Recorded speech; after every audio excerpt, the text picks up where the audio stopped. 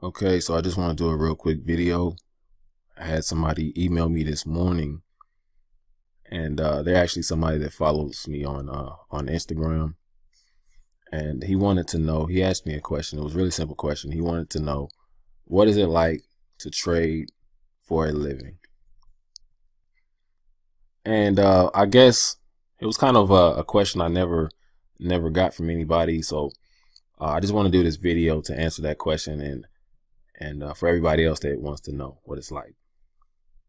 Um, So first I want to tell you guys, I am somebody that does this full time. I do this for a living, 100%. This is my main source of income. Now, when I say I do this for a living, I think a lot of people have this misconception, and they think that, I have a ton of money. I'm making a huge amount of money every day. I'm buying a whole lot of luxurious items, right? And I'm traveling the world, and I'm just buying cars and houses and things like that, right? A lot of people probably think that's how it is to trade for a living. Now, I'm not going to say that there aren't people out there that are doing that. I'm pretty sure there are. Maybe the hedge funds, maybe the banks, maybe some guys out on Wall Street, maybe. But the average retail trader that is making money from trading, most of the time we don't live that life. Okay.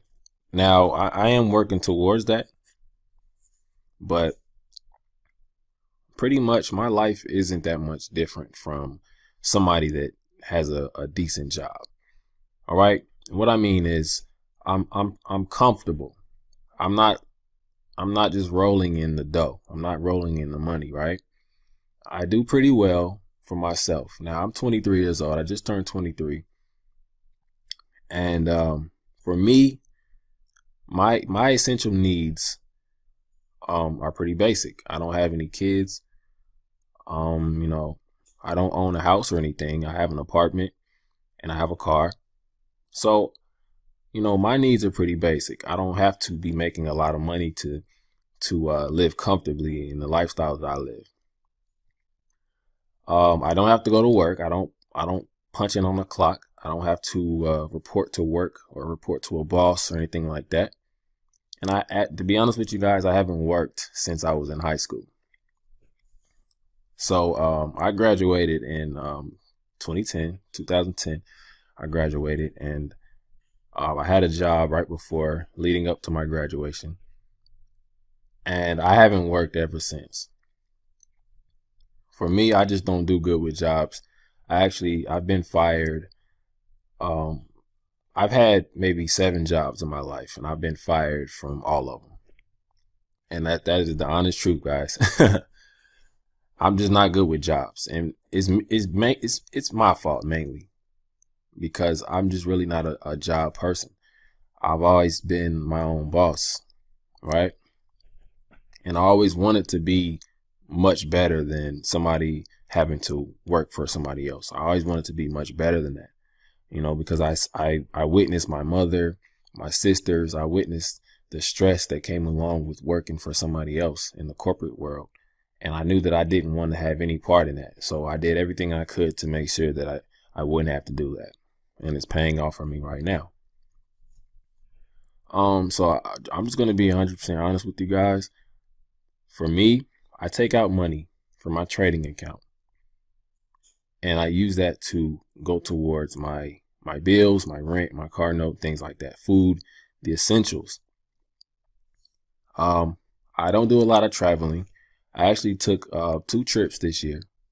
I went to Florida, and I went to Hawaii.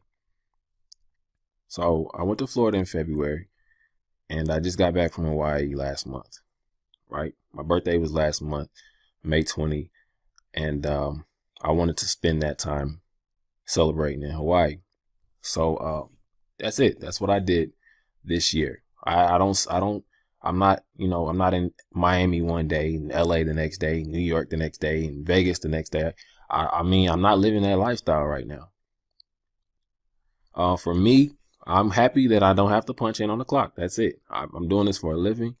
I'm comfortable. I have extra money to spend. If I want to, I can go out. I can go shopping and things like that. And I do a lot of saving as well. So I just want to tell you guys, trading for a living is wonderful, but it definitely has its advantages and it has its disadvantages. Okay, the advantages, obviously, you don't have to go to work. You don't have to worry about a boss, coworkers. You set your own schedule. You get to stay at home. You don't have to deal with people. Obviously, that is an advantage.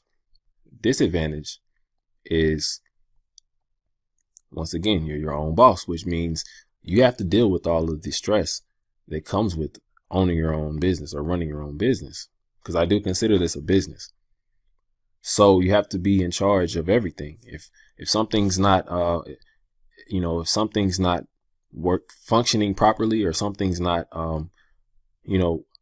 maneuvering properly, then you're going to be the only person that feels the repercussions of that.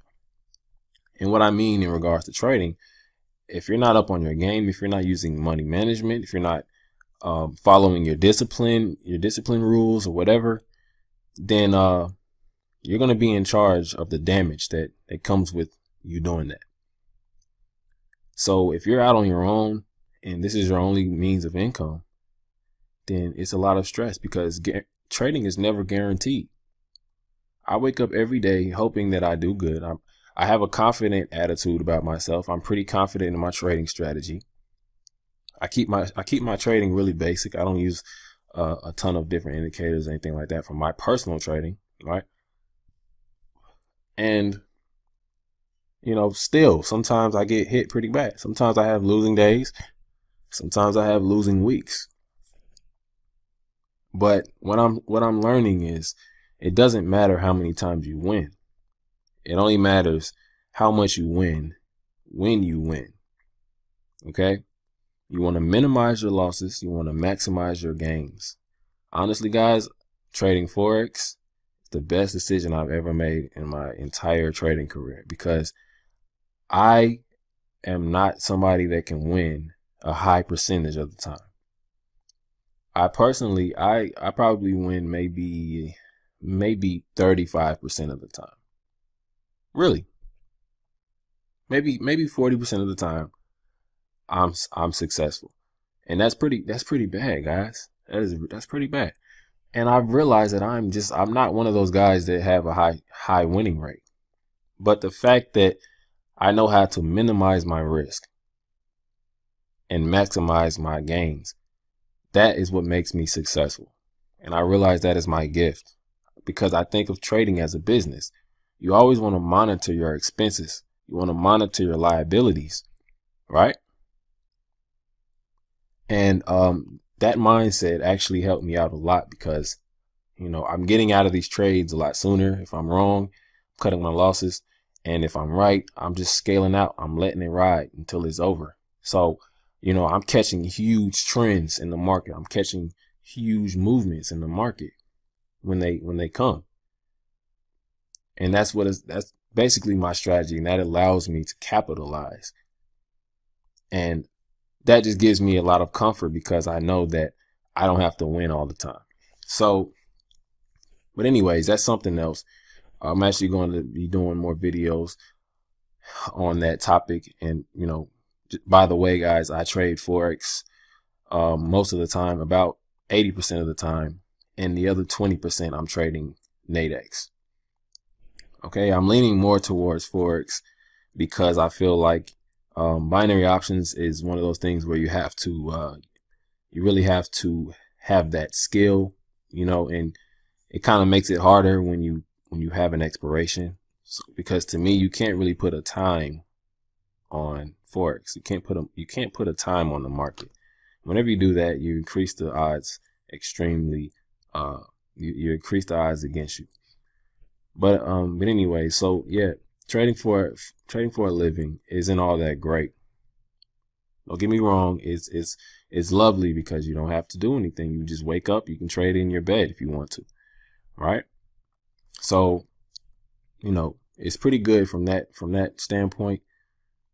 But it definitely has its stress. You have to deal with the stress.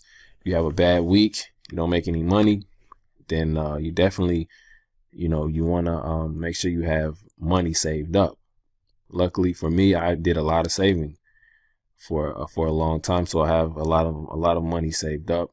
So if I have a bad week, I'm able to use some of my saving money to take care of the bills or whatever I got to do. All right, guys. Another tip I want to give you real quick. I don't want to make this video extremely painfully long, but another tip I want to give you is start trading with enough money. A lot of you guys out there, you start with $100, $200, $300, right?